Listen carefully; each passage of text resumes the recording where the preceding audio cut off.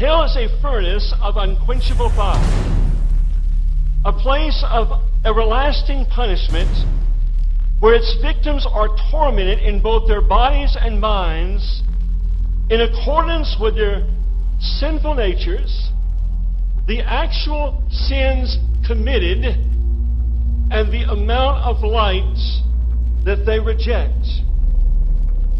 Hell is a place for which God's wrath is revealed as a terrifying, consuming fire, and men live with unfulfilled lust and desires in torment forever and ever.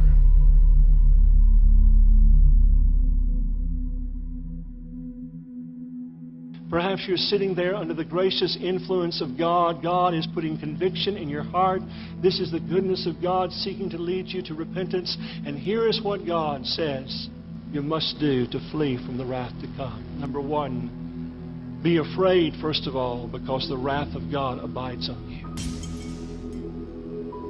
Listen to the text, John 3 and verse 36. He that believeth on the Son hath everlasting life, and he that believeth not the Son shall not see life, but the wrath. The word there means the violent passion of God abideth on him. You know, every lost sinner that lives outside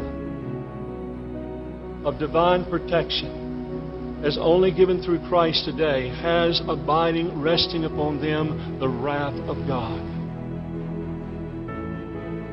But it's only a small part, a small measure, compared to what it's going to culminate in when they stand before God and they are cast into everlasting fire.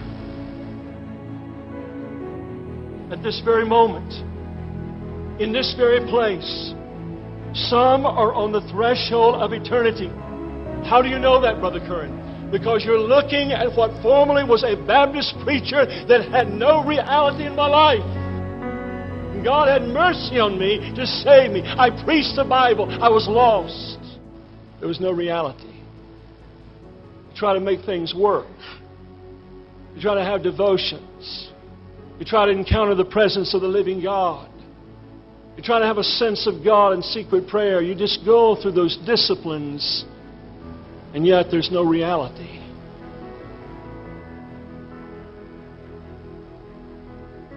And here's probably the greatest evidence that you're outside of Christ, and the fact you have no power to overcome sin. Can you overcome sin? Or are you still living in the muck and mire of internet pornography?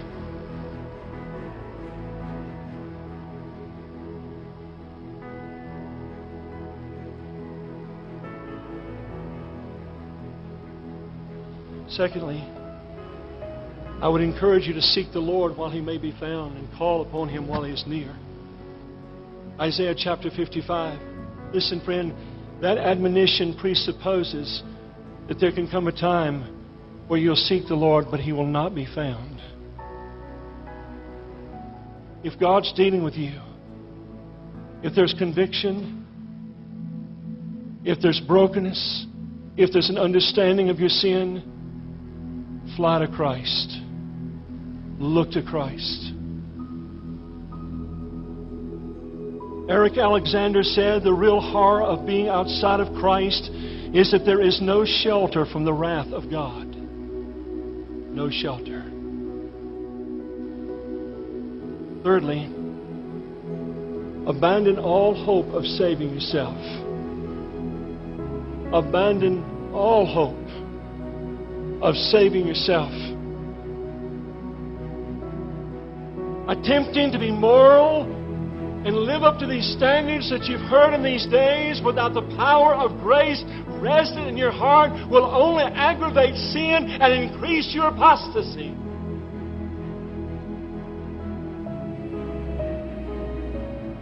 The animal rights people were real concerned when so many of our national birds were washing up on the shore of our great lakes in our country.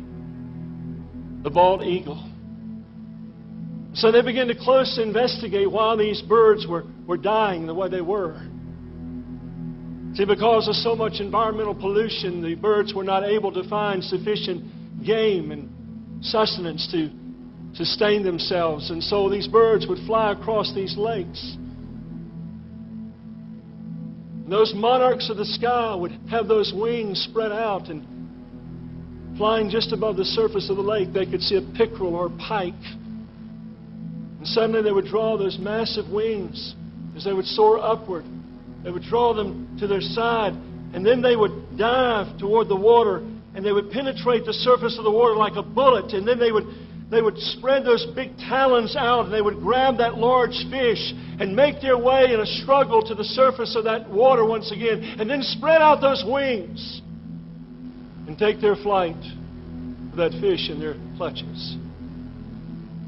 Only problem was, many times the fish was so large and the eagle was so far from shore that it would not turn loose the fish before the fish drugged that eagle to its death by drowning it. It did not have enough strength to get back to the shore. Friend, that is a picture today of so many people in our churches. They're embracing their own works. Those are idols. And before they'll turn loose those things and abandon all hope of saving themselves, that very idol will drag them to their eternal damnation. Believe on Christ at once. Believe on Christ at once. You say that's too simple. You want to know why it's so simple? Spurgeon said, the reason God has made it so simple, come unto me, all ye that labor and are heavy laden, and I will give you rest. All that come unto me, I will in no wise cast out. Why has God made it so simple? To annihilate the pride of man. Because man always wants to take a little credit, a little glory in what he's done. I prayed the prayer. I walked an aisle. I made a decision. No, friend, it's all of grace. It's all of grace. You believe on Christ at once, brethren. Listen to the words of the Scottish minister Robert Murray McShane. He said, the present is your only time to be saved. There is no believing, nor repenting, nor conversion in the grave. No minister will speak to you there. This is the time of your conversion.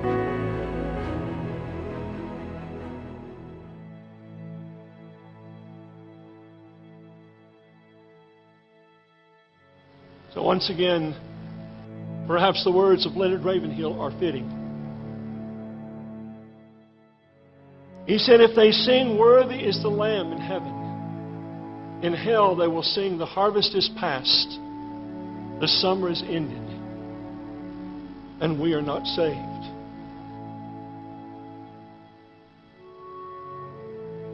Isn't it a good thing that God remembers mercy and wrath? Isn't it good news that in spite of all this exposition on wrath and judgment, God remembers mercy? You say, well, I just don't feel it right now. I don't feel very contrite and remorseful over my sin.